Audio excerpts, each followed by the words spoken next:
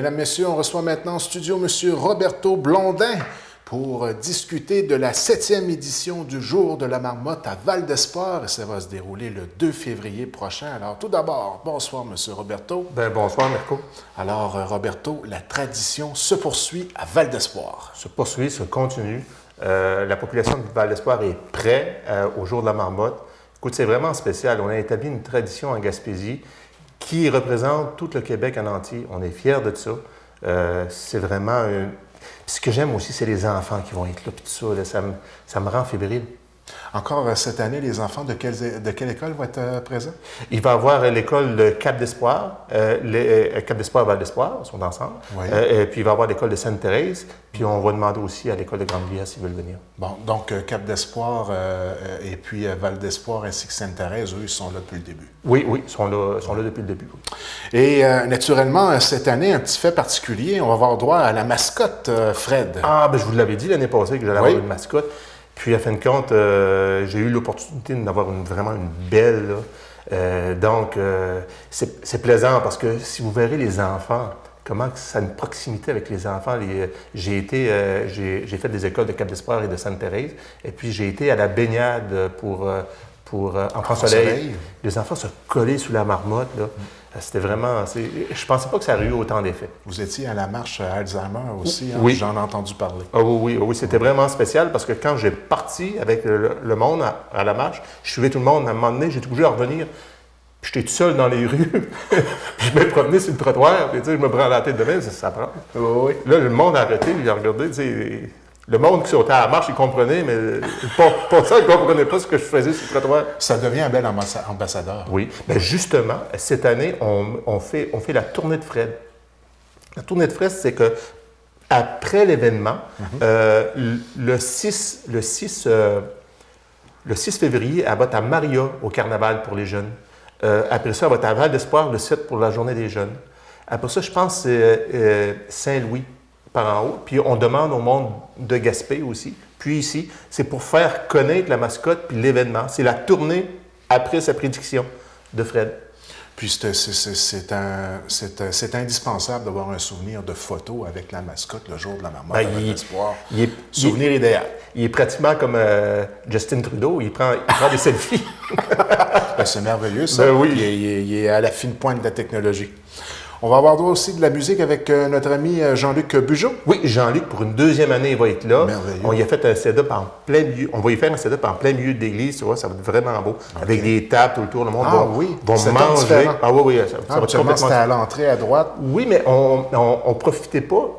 L'église à Val-d'Espoir est belle. Hein? Puis on va la mettre en plein milieu. Tu vas te sentir vraiment dans l'église. Ça va être plus éclairé. Ouais. Puis il va faire moins froid parce que quand on était collé sur la porte, des fois, il faisait froid. Puis on va prendre l'église au complet. C'est un autre style, mais ça va être vraiment beau. Encore une fois, du maquillage. Le maquillage pour les jeunes, c'est très important. Les jeunes, ils se maquillent, puis ils se maquillent en marmotte, en fleurs. Ça leur donne un souvenir, puis ils prennent des photos. Formule des cartes postales qui revient encore cette année? Oui, les formules des cartes postales. Si vous connaissez un ami, si vous voulez envoyer un souvenir, les cartes postales vont être gratuites. Une carte postale par personne et vous l'envoyez à vos amis, à votre parenté. Et cartes postales qui vont avoir un caractère particulier cette année, on laisse la surprise. Oui, on laisse la surprise. Ça va être particulier, ça va être un hommage.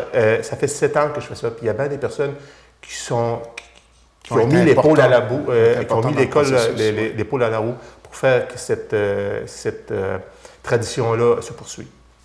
Et naturellement, la tradition des photos humoristiques demeure. Ben oui, se rentrer à la tête d'un trou avec le Fred de côté, c'est humoristique. Et puis, naturellement, un tel événement ne pourrait voir le jour sans nécessairement l'importance, la très grande importance même des commanditaires qui s'associent à l'événement. Totalement. Écoute, j'aimerais vraiment, vraiment remercier mes commanditaires parce que sans eux, l'événement de la marmotte n'existera pas parce que c'est ponctuel, ça dure 3 heures, il n'y a pas une source de revenus vraiment. On essaye de faire ça quand même assez gros. Donc, c'est pour 3 heures, là, c'est beaucoup d'argent pour 3 heures. Là. Mais ça nous donne une belle visibilité à travers le Québec, régional et provincial, puis je te dirais même dans les autres provinces aussi, parce qu'on est...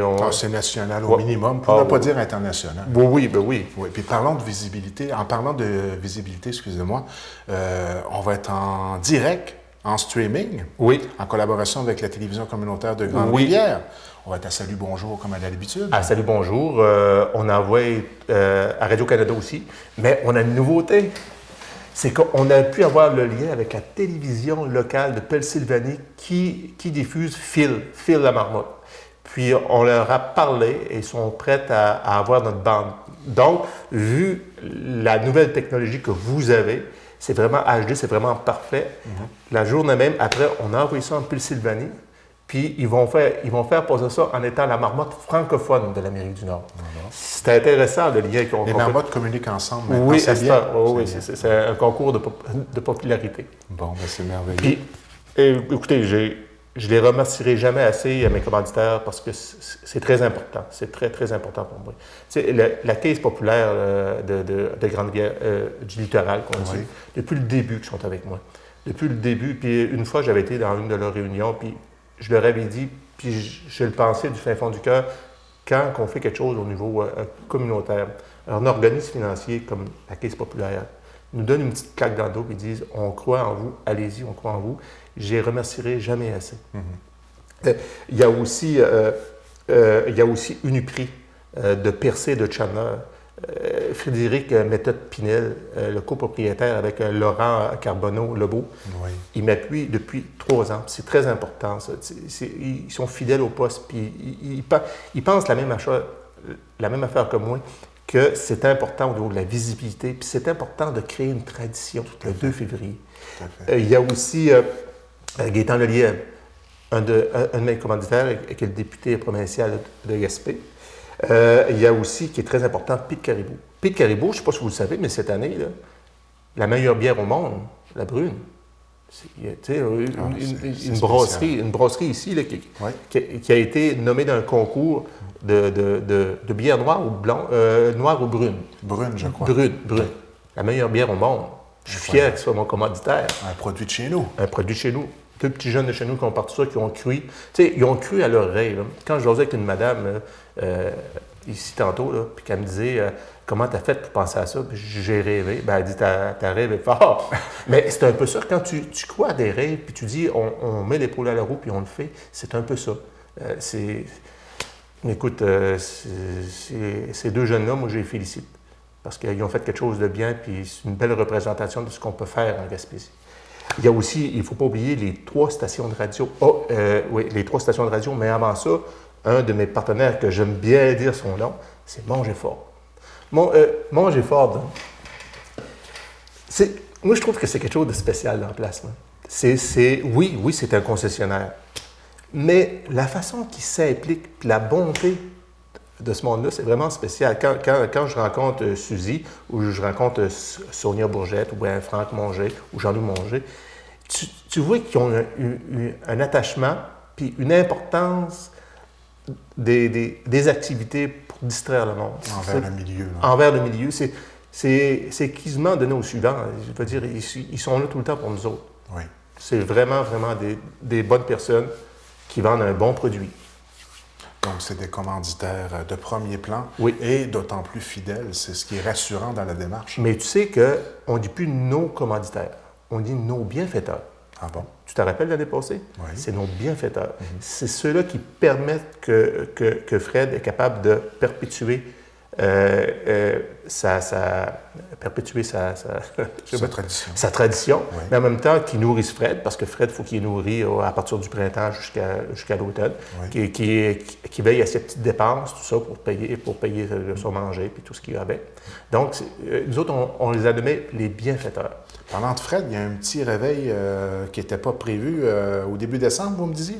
C'est vraiment spécial. Au début décembre, mon oncle m'appelle, puis c'est lui qui prend soin de la marmotte.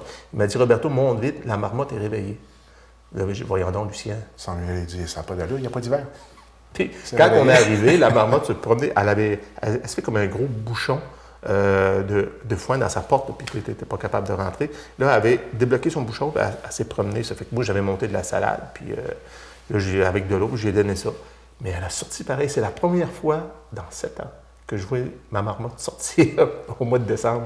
Fait que Puis je pense qu'une semaine ou 2 semaines après, en Beauce, ils ont photographié un ours qui était sorti de son hibernation aussi. Ben oui. Tu vois comment que c'est proche de la nature. Hein? Oui. Comment c'est vraiment, vraiment important au niveau de ce qui se passe au niveau environnemental. Elle s'est rendormie par la suite? Ah, le lendemain, on est arrivé, elle avait mangé, elle a bouché son trou comme du monde. Puis... Bon. Là, elle est en stand-by jusqu'au 2 février. Oui, elle est en stand-by jusqu'au 2 février. Puis j'aimerais remercier aussi les 3 stations de radio. Oui. Les stations de radio,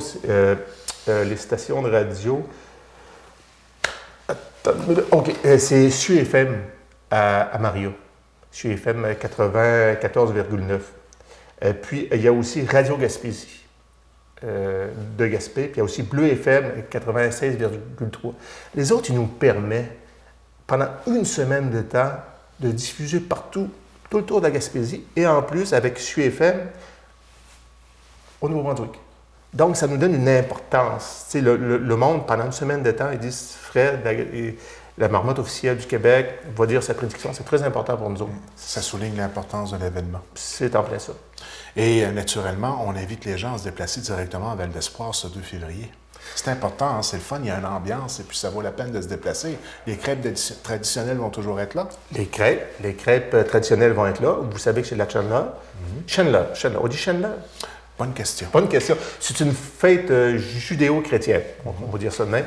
Puis il va y avoir des crêpes qui vont être faites par les femmes de Val-d'Espoir avec du coulis et puis du sirop d'érable. Et puis il va y avoir de la musique, tout ça. L'ambiance de se retrouver à 6 heures du matin dans une église pour un événement vraiment spécial qui représente le Québec. J'invite tout le monde, avec vos enfants, venez faire un tour. Vous allez voir, c'est peut-être dur de se lever de bonne heure le matin, mais c'est réconfortant. C'est réconfortant parce qu'on participe à quelque chose qui nous représente à travers l'Amérique du Nord, parce qu'on va passer en Pennsylvanie, à travers le Québec, Montréal, Québec. Ils parlent du jour de la marmotte, puis ils savent que c'est en Gaspésie, dans notre région, une super de belle région. Puis n'oubliez pas une chose, quand ils parlent de nous autres, le 2 février, c'est à peu près le temps qu'ils se préparent à choisir leur lieu où ils vont aller en vacances l'été. Fait que c'est super important pour la région. J'invite tout le monde à venir faire un tour. Enfants, parents, personnes âgées, prenez le temps de venir manger une bonne crêpe à Val-d'Espoir. La population de Val-d'Espoir vous attend. Alors, le 2 février prochain, c'est à Val-d'Espoir que ça se passe pour le jour de la marmotte avec Fred. Oui, monsieur. Merci de votre visite à la télévision communautaire. C'est moi qui t'en remercie. Puis rendez-vous sur le banc de neige en avant de l'église. Oui, puis il ne faudra pas oublier que les personnes qui veulent écouter, qui ne sont pas capables de t'exprimer, en streaming sur Internet, directement sur notre site Internet, il va y avoir un onglet approprié. Vous cliquez tout simplement sur l'onglet Fred la marmotte et vous allez avoir accès à la présentation des prédictions de Fred en direct sur le web. Alors, c'est un rendez-vous pour toute la population, tant sur le site même que par Internet, si on n'est pas en mesure de pouvoir se déplacer à ce moment-là. Merci, M. Roberto. C'est moi qui te remercie. Et rendez-vous à Val-d'Espoir le 2 février.